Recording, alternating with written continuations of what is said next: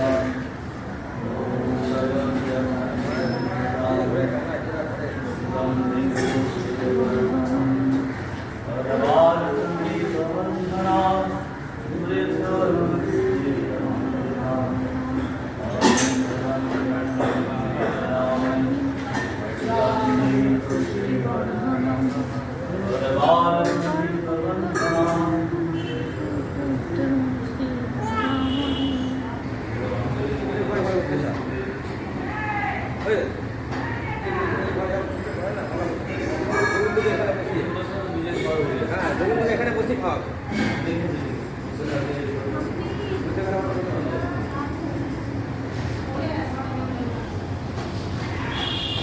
এখানে বসবি না।